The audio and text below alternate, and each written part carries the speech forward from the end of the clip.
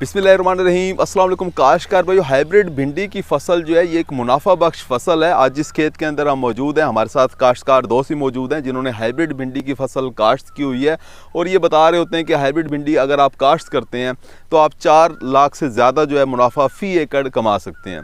काश्त में कौन सी वैरायटी आपको काश्त करनी चाहिए ताकि आपको ज़्यादा से ज़्यादा पैदावार हासिल हो, कौन सी खादों का इस्तेमाल करना चाहिए, जड़ी बूटियों का कंट्रोल किस तरीके से किया जाता है, ये फसल काश्त किस वक्त की जाती है, इसके अलावा इसकी पैदावार कितनी आ जाती है और कीड़ों का हमला आपने किस तरीके से कंट्रोल करना है, इसकी तरीका काश्त क्या होता है, ये सारी की सारी इन्फॉर्मेशन आज की वीडियो में हम आपको दे रहे होंगे। अगर आपने हमारे चैनल सब्सक्राइब नहीं किया, चैनल को फ़ौरन सब्सक्राइब कर दें, साथ में बेल के बटन को दबा दें ताकि फसलों के मुतालिक हम जितनी वीडियो बना रहे होते हैं वो आपको बर वक्त मिल सकें। काश को इस वक्त हमारे साथ जो ज़िम्मेदार हैं जिन्होंने ये भिंडी की फसल काश्त की हुई है, चौधरी बशारत साहब है। इनके सर हम मशकूर हैं कि आपने हमें टाइम दिया। चौधरी बशारत साहब से ही हम पूछ रहे होंगे कि इन्होंने जो वैरायटी काश्त की है ये वैरायटी कौन सी थी और इससे वो कितनी पैदावार इस वक्त ले चुके हैं, या इन्होंने पिछले सालों के अंदर भी क्या इस तरह की वैरायटी कोई काश्त की है और कितना मुनाफा ये कमा चुके हैं। जी चौधरी साहब। बिस्मिल्लाहिर्रहमानिर्रहीम। चौधरी बशारत अर्ज़ कर रहा हूँ। ये फील्ड में आए हुए हैं हमारे मेहरबान। हमने जो पिछले साल भिंडी काश्त की थी, लक्ष्मी F1 बड़ी अच्छी फसल देती है, बड़ी प्रोडक्शन है इसमें। तो मैं तो यही कहूँगा कि बहुत अच्छी वैरायटी है, यही लॉन्च करनी चाहिए ज़िम्मेदारों को। हमने कम से कम 6 कनाल में कोई 2.5 लाख के करीब इसमें से मुनाफा लिया है, जो कोई 6 माह का दौरानिया रहा, यानी फरवरी से लेके 8वें महीने तक 6 माह बनते हैं, 5.5 माह बनते हैं, इसमें से इसी दौरान ये हम ख़त्म हो गई। तो अच्छा रहा, ये इसकी पैदावार अच्छी रही, प्रोडक्शन बहुत अच्छी थी। रेट तो मार्केट के हिसाब से मिलना होता है, मार्केट जो होती है उस वक्त मौजूदा वही मिलती है, लेकिन प्रोडक्शन हम के हिसाब से हम मुतमिन रहे कि बड़ी प्रोडक्शन उतरी, इसकी बड़ी भिंडी काफ़ी सारी उतरी जो हम मार्केट में बेचते रहे। मुनाफा बख्श फसल है, ज़िम्मेदारों को इस तरफ आना चाहिए। इसमें घाटे वाला चांस नहीं है, इसमें यह चीज़ नहीं है कि लास्ट आएगा और घाटा पड़ जाएगा, घाटा नहीं, मुनाफा कुछ कम हो जाएगा किसी वजह से। लेकिन इसमें खादें जो है वो नाइट्रो भी डालनी चाहिए, DAP डाल दें वो बेहतर है।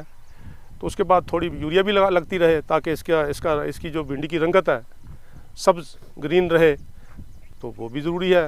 इसमें वो भी डालनी चाहिए, पोटाश भी डालनी चाहिए। तो इस तरह मैनेज करें, कुछ हमें ये बताते हैं, कुछ हम ज़िम्मेदार हैं, हम भी समझते हैं। तो इस अंदाज से हम चलेंगे तो बहुत बेहतर पैदावार आएगी।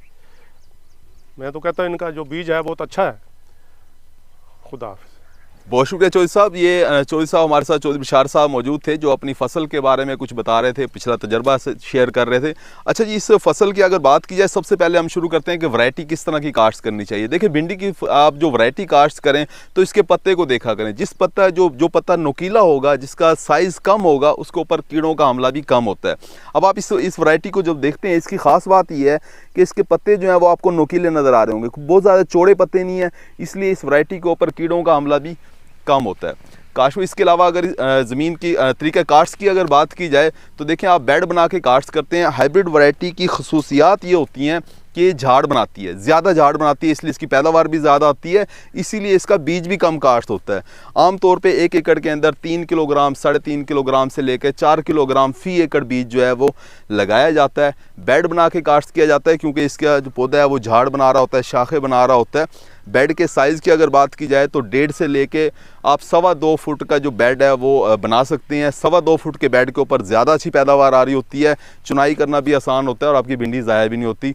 आप आसानी से देख लेते हैं और आसानी से आप चुनाई कर लेते हैं भिंडी की। ये जिस खेत के अंदर हम मौजूद हैं ये भी 2.25 फुट का बेड है और पौधे से पौधे का फासला अगर देखा जाए तो 7 से लेके 9 इंच तक आप फासला रख सकते हैं।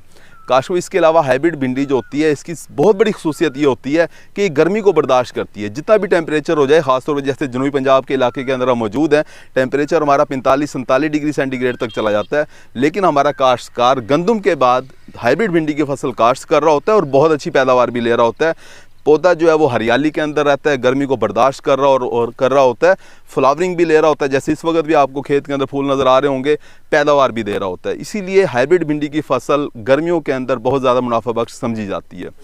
इसके अलावा ये हाइब्रिड भिंडी जो होती है, एक तो इसकी पैदावार बहुत ज़्यादा होती है, इसकी खूबसूरती बहुत ज़्यादा होती है। भिंडी की अगर आप देखें, इस वक्त आपको बहुत ही खूबसूरत भिंडी जो है वो नज़र आ रही होगी हाथ के अंदर। ये भी इसी खेत से हमने अभी चुनाई की है। इसकी अच्छा एक और ख़ास बात भी होती है कि हाइब्रिड भिंडी आपको इस तरह की भी मिल जाती है जिसके ऊपर कांटे बहुत कम होते हैं। जैसे इस वक्त इस खेत के अंदर जो वैरायटी हमें बता रहे थे लक्ष्मी F1 की वैरायटी है, तो इसके ऊपर कांटे बहुत कम है, यानी चुनाई करना जो है लेबर के लिए, चोनियों के लिए बहुत ही आसान है, आसानी के साथ वो चुनाई कर लेती हैं। काश्त को अगर वक्त काश्त की बात की जाए कि हाइब्रिड भिंडी का बीज किस वक्त काश्त किया जाता है, तो आप इसे जनवरी के आखिर से लेके और जुलाई के महीने तक आप इस हाइब्रिड भिंडी की फसल काश्त कर सकते हैं। हमारे काश्तकार दोस्त ने पिछले साल जो है वो फरवरी के महीने के अंदर काश्त की। इस खेत के अंदर जो हम मौजूद हैं ये मार्च के अंदर या आखिरी फरवरी के अंदर काश्त किया हुआ है, फरवरी के आखिरी हफ्ते के अंदर काश्त किया था। इसके अलावा हमारे बहुत से काश्तकार जो हैं वो राया के बाद मार्च के अंदर भी काश्त कर रहे होते हैं, फिर उसके बाद गंदम के बाद मई जून जुलाई के महीने के अंदर भी काश्त कर रहे होते हैं और अच्छी पैदावार भी ले रहे होते हैं। काश्त में अगर खादों की बात की जाए तो भिंडी की फसल के अंदर 1 बोरी DAP खाद आपको इस्तेमाल करनी चाहिए, ज़मीन की तैयारी के वक्त ही इस्तेमाल कर दें। साथ में आधी से लेके 1 बोरी पोटाश खाद आपको इस्तेमाल करनी चाहिए। इसके बाद जो है जो यूरिया है वो आप ज़रूरत के मुताबिक दे रहे होते हैं, क्योंकि फसल चलाने के लिए यूरिया ज़रूरी होती है, लेकिन आपने थोड़ी थोड़ी करके देनी होती है। कभी भी पूरा बैग यूरिया का ना लगाएं, 20 किलोग्राम से 25 किलोग्राम फ़ी एकड़ जो है वो यूरिया लगा दें। उसके बाद ज़रूरत के मुताबिक 8 दिन बाद या 15 दिन बाद यूरिया का इस्तेमाल करें। इस खेत के अंदर जो हम मौजूद हैं इसमें तकरीबन 1.5 बोरी यूरिया खाद की इस्तेमाल की जा चुकी है। पोटाश खाद का इस्तेमाल करना बहुत ज़रूरी है। हाइब्रिड फसलें, हाइब्रिड बीज जो होते हैं इनकी खुराक की ज़रूरियात बहुत ज़्यादा होती हैं। ना सिर्फ ये DAP ज़्यादा इस्तेमाल करती हैं बल्कि ये पोटाश वाली खाद भी बहुत ज़्यादा इस्तेमाल कर रही होती हैं। हमारा वो काश्तकार जो हाइब्रिड फसलें काश्त करता है, चाहे वो टमाटर की फसल काश्त करे, तोरी लगाए, कद्दू लगाए या वो भिंडी कोई भी फसल लगाए, उसे पोटाशियम वाली खाद का लाजमी तौर पे इस्तेमाल करना चाहिए अगर वो अपनी पैदावार को डबल करना चाहता है।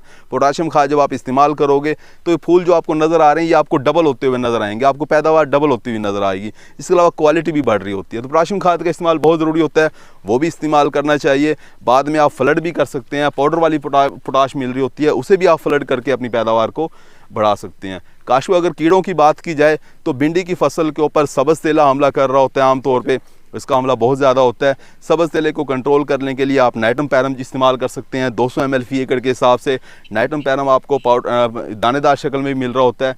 60 ग्राम फ़ी एकड़ के हिसाब से आप वो भी इस्तेमाल कर सकते हैं। बहुत ज़्यादा अगर सब्ज़ तेले का हमला हो जाए तो डाइनोटिफ्यूरान वाला जहर जो है वो इस्तेमाल करें। 100 ग्राम फ़ी एकड़ के हिसाब से बहुत अच्छा रिज़ल्ट आपको मिल रहा होता है, सब्ज़ तेला ख़त्म हो जाता है। इसके अलावा भिंडी की फसल के अंदर सुंडियाँ भी हमला कर रही होती हैं, अमेरिकन सुंडी हमला कर रही होती है, इसके अंदर सुराख कर रही होती है, आपकी भिंडी की जो है वो क्वालिटी ख़राब हो रही होती है। आपको चाहिए आप एमेक्टन जहर इस्तेमाल करें 200 ml फ़ी एकड़ के हिसाब से।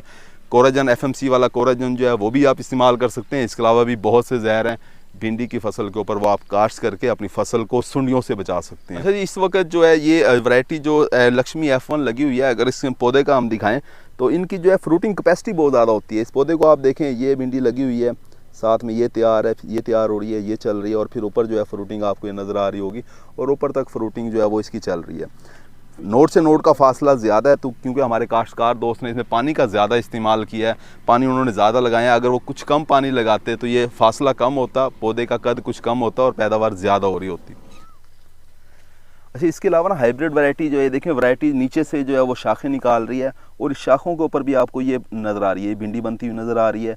ये भिंडी इसने यहाँ भी बनाना शुरू कर दी है। यहाँ देखें ये शाख निकाल रही है और ये शाखें निकाल रही है, तो इसने भी बहुत देर तक चलना है। ये आपकी भिंडी जो फसल जो है अक्टूबर, नवंबर, दिसंबर तक चलती है आपकी, क्योंकि हाइब्रिड वैरायटी जो है वो देर तक चलने वाली होती हैं, देर तक आपको पैदावार देती हैं।